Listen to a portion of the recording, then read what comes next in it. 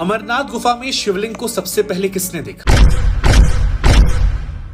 इसकी खोज किसने की? फारूक अब्दुल्ला ने कहा कि पहलगाम के रहने वाले एक मुसलमान ने जब इसकी खोज की तो एक नई तरह की चर्चा शुरू हो गई, लोगों में जिज्ञासा आ गई। अब अगर इस सवाल का जवाब आपको जानना है तो इतिहास को दो चश्मों से देखना पड़ेगा, नवीनतम प्राचीनतम।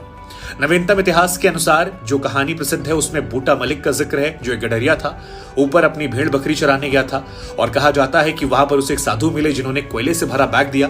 बैग लेकर जब नीचे पहुंचा तो उसमें सोने के सिक्के बाद में निकले।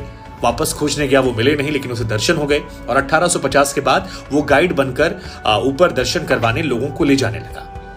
अगर आप प्राचीनतम कहानी का जिक्र करेंगे तो सप्तऋषियों में से एक ऋषि कश्यप का जिक्र होता है, जिनके बारे में कहा जाता है कि कश्मीर जो झील थी वहां से रिवर और रिवलेट्स के जरिए उन्होंने पानी को निकाला। इसके बाद जब भृगु ऋषि एकांतवास की तलाश में थे तो वो अमरनाथ गुफा को देखते हैं और उसके बाद ग्रंथों में इसका जिक्र करते हैं, कई जगहों पर इसका वर्णन निकल कर आता है। तो भृगु ऋषि का जिक्र आता है जिन्होंने सबसे पहले देखा। हालांकि मध्यकाल में भी अगर आप देखेंगे तो 16वीं शताब्दी में फ्रांस के एक यात्री ने जिक्र किया है अमरनाथ का, जब वो औरंगजेब को लेकर कश्मीर घूमने गया था, अपनी किताब में उसने जिक्र किया। दूसरा 18वीं शताब्दी में एक ब्रिटिश यात्री ने भी इसका जिक्र किया है। एक और बड़ी बात जो आपको जानना जरूरी है वो ये है कि 2000 तक बूटा मलिक के परिवार को 1/3 पैसा मिलता था, लेकिन उसके बाद श्राइन बोर्ड का गठन हुआ तो पूरा कंट्रोल उन्होंने ले लिया।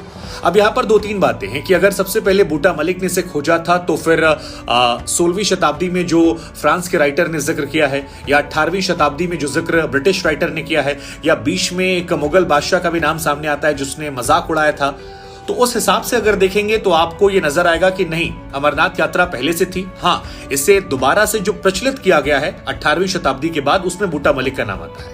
हालांकि इसको लेकर भी एक पेच है। बारे में जो कथाएं फेमस हुई हैं वो 20वीं शताब्दी के आसपास आई हैं और उसके बाद इसे सामाजिक सौहार्द के रूप में प्रचलित किया गया है। तो हम आपके विवेक पर छोड़ देते हैं कि ये जो सामाजिक सौहार्द की कहानी 20वीं शताब्दी में सुनाई गई, इन्होंने खोज की थी, या प्राचीनतम कहानी से लेकर जो अमरनाथ का जिक्र लगातार हो रहा है उस पर आप विश्वास रखते हैं।